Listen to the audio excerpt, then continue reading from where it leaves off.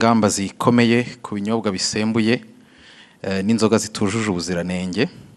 Zimwe mu nganda zarafunzwe, ibicuruzwa bimwe biramenwa, ndetse ba nyir'inganda abazikoreraga n'abakozi ba leta bakurikiranyweho kugira uruhare muri iki kibazo.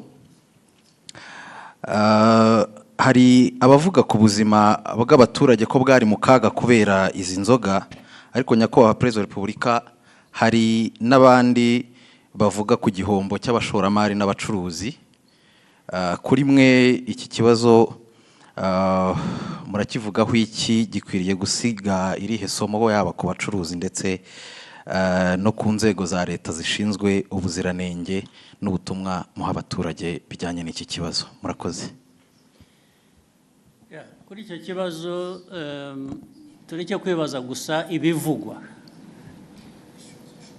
Kwibaza ibivugwa, abantu bavuga ibintu bashatse ibyo ari byo byose bitewe n'imitekerereze yabo cyangwa uko bifuza.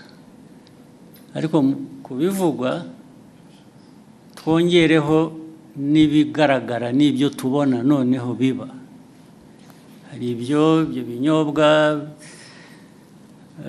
bidafite ubuziranenge na gake ndetse bihita n'abantu, twahera aho ngaho twakwibaza, ariko ibi nibyo byica abantu, byisha abantu, tugaheraho honyine. Igisubizo ugishaka wese aragifite. Byica abantu, byisha abantu, ndetse batagira umubare. Niba mukurikira rero nyine amakuru nk'uko bamwe muri mwe mugomba kuba mukurikira, ntabwo ari ukuvuga ngo hapfuye abantu babiri gusa uyu munsi, ngo ejo hapfuye undi umwe. Barapfa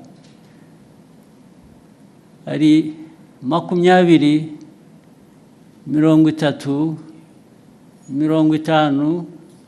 Hari ubwo hapfuye ari hafi kugera mu 100. Ndavuga ku munsi umwe. Ugiye gushyira hamwe abamaze gupfa mu mwaka, barabyumva uko abantu bangana. Mbere yuko ngera kuri ibyo bindi by'inganda by'abakozi, tubanze dusubize ikibazo cy'ubuzima cy'aba bantu. Ese turashaka inganda n'abakozi bazikoramo bari buhitanwe n'ibikorerwa muri izo nganda, cyangwa turashaka ibihitana abantu batwaye mu nganda kugurisha ibikenewe n'izo nganda, ukajya muri izo nganda ugatwara ibyo inganda zikoresha, warangiza wataha wakwifuza gufata ku byavuye mu byo watwaye mu nganda ukahagwa. Ibyo ni ubuzima abantu bakwiriye kuba bemera bakurikira.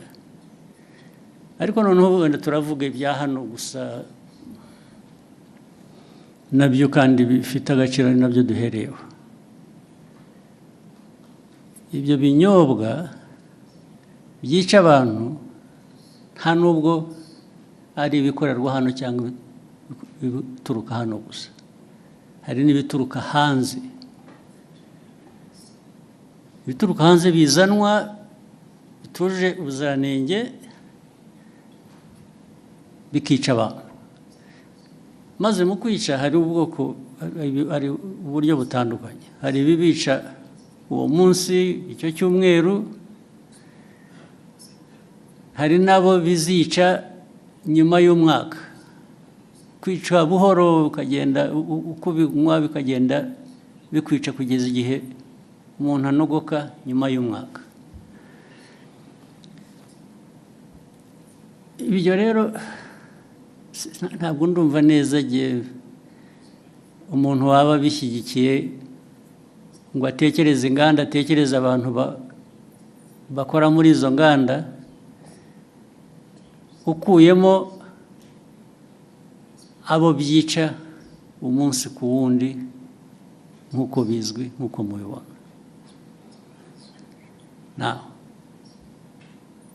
Abo rero reba nk'uruganda cyangwa uburyo abantu bateguye ibyo binyobwa, byaba ari mu ruganda, byaba ari mu rugo, byaba ari hehe,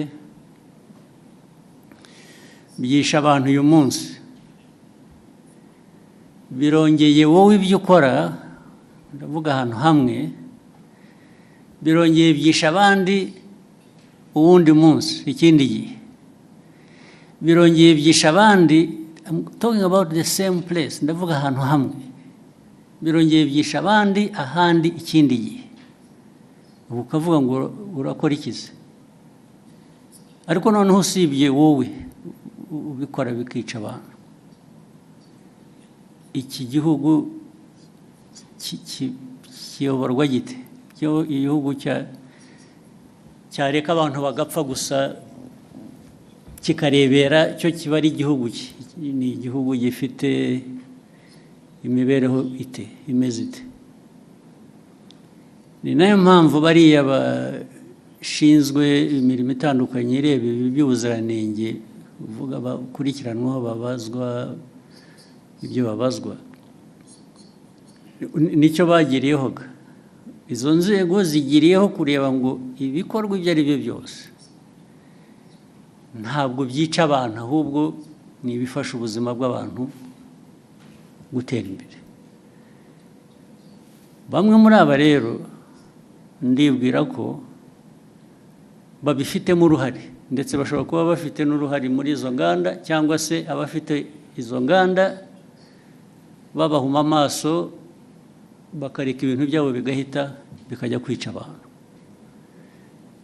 Ibyo niko ntekereza, ariko noneho bazabyisubiririza igihe bakurikiranweho ibyo ngibyo, nibo bazabisubiza, nta wundi wabibasubiriza.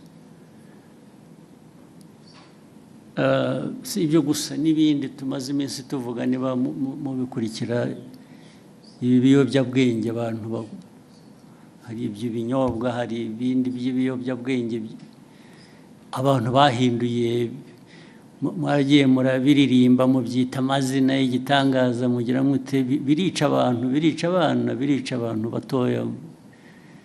Iki gihugu n'abakuru hari ababirimo, ndetse birica abantu. Igihugu cyaberaho kugira ngo kirebere abantu bapfa, abantu bacyo bapfa.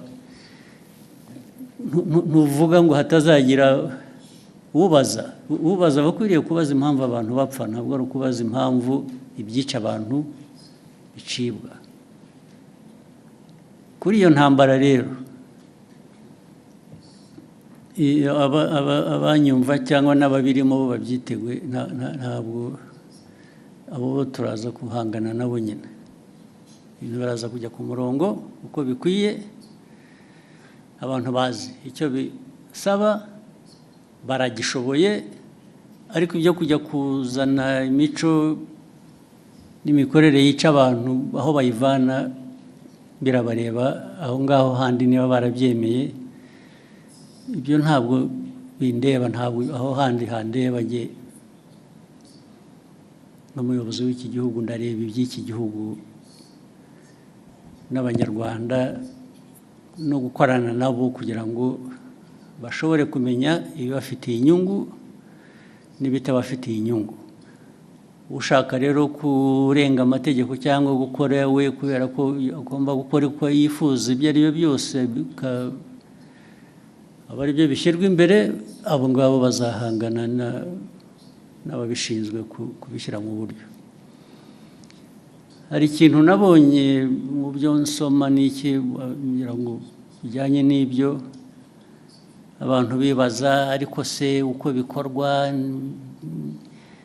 kunenga uko bikorwa, uko bishyirwa, ndavuga uko bikurikiranwa, uko abantu bafatwa, uko bagira bate, uko bagenzwa, bishobora kuba birimo ikibazo uko abantu bavuga. Ibyo mbona ibyo niba ari ikibazo, ni ikibazo gitoya, ugereranije n'ikibazo kiriho gishaka gukemurwa, ariko nacyo ni ikibazo gishobora gukemuka. Inzego zibishinzwe baba bakora ibintu bitari byo, bakwiye kubihindura, ariko ntabwo byavana abantu ku ntego yo guhangana n'icyo kibi.